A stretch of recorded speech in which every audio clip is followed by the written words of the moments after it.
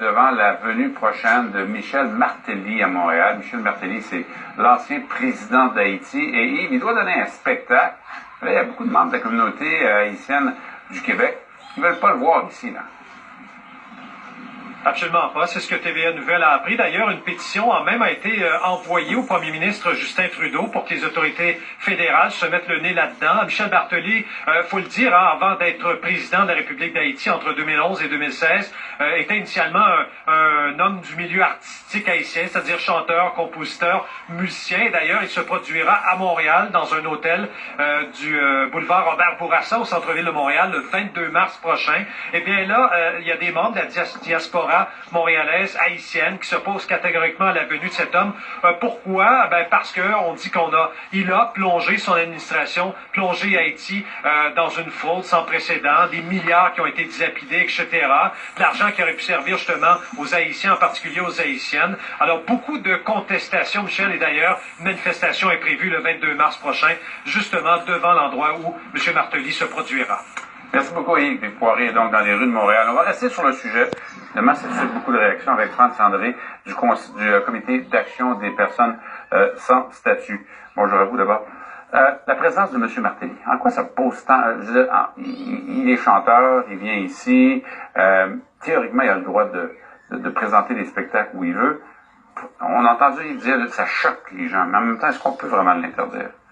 Nous croyons que M. Martelly, qui est ancien président d'Haïti, qui présentement, Haïti passe une crise importante, à savoir qu'il y a des jeunes et la population qui demande une rendition des comptes.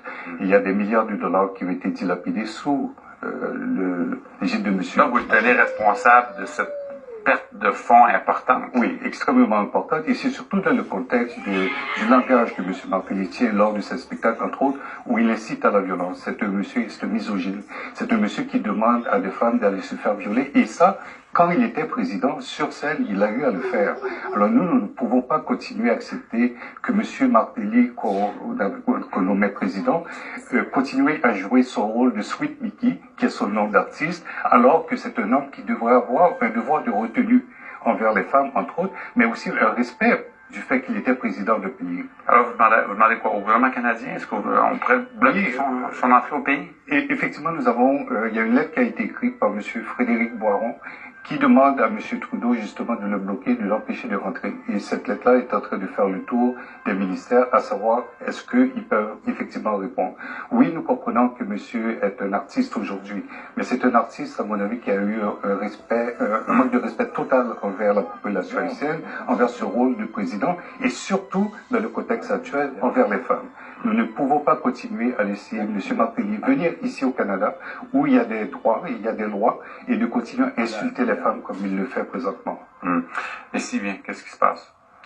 S'il vient, il y aura une manifestation. Il y aura une manifestation qui se fera devant l'hôtel où que M. Martelly va avoir son spectacle. Et nous allons demander surtout, et dans mon cas particulier, des demandeuses d'asile qui ont eu à souffrir des viols lors de leur passage entre autres du Brésil étant pour arriver ici au Canada. Et elles ne sont pas non plus exclues ici au Canada dans leur situation de précarité à se faire agresser encore ici. Franz André, donc vous êtes du comité d'action des personnes sans statut. Merci beaucoup d'être venu dans notre studio. Merci de nous avoir donné le temps. Bonne journée à vous. Merci.